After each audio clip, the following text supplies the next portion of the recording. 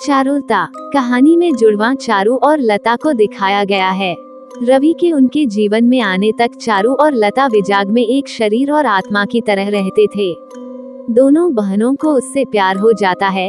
हालांकि रवि को चारू से प्यार हो जाता है, जिससे उसके और लता के बीच दरार आ जाती है।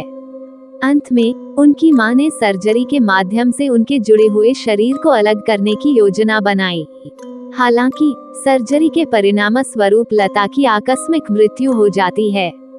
जैसे ही लता चारू को परेशान करने लगती है, रहस्यमय घटनाएं सामने आने लगती हैं। जैसे जैसे कहानी सामने आती है, कई मोड़ आते हैं। वो मृत जुड़वां को वायलिन बजाते हुए भी देखती है, जिसे वे अतीत में बजाते थे, और जुड़वां उस तक पहुंचने के लिए आगे आना शुरू कर देता है, और जैसे ही रवि चारू को छूता है, गायब हो जाता है।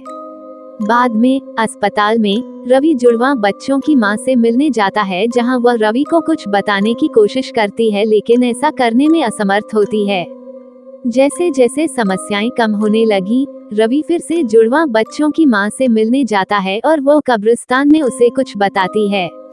रवि कब्रिस्तान जाता है, लेकिन उसे पता चलता है कि मरने वाला असली व्यक्ति चारू था और लता चारू का रूप धारण कर रही थी। फ्लैशबैक से पता चलता है कि चारू के प्यार में पड़ने के बाद रवि आखिरकार चारू से मिलने आता है, क्योंकि वह शहर छोड़ रहा था, जिससे लता नाराज हो जाती है। लता ने रवि को आखिरी बार देखने के लिए चारू के साथ बालकनी तक जाने से इनकार कर दिया।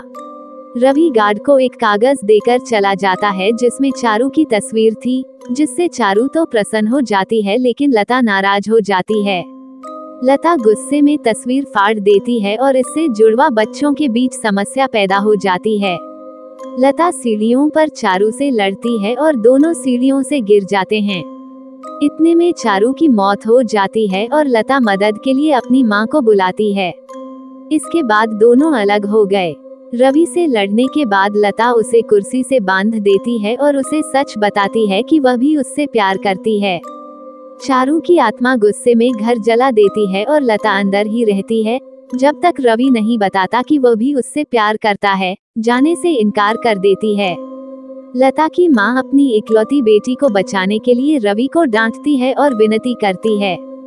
रवि लता को बचाने के लिए अपने प्यार का बलिदान देता है और लता की भावनाओं का बदला लेता है।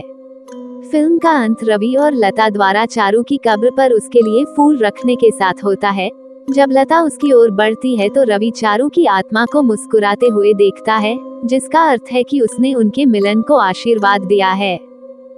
यदि ये कहानी आपको पसंद आई हो तो अपने दोस्तों और अन्य लोगों के साथ शेयर जरूर करिएगा।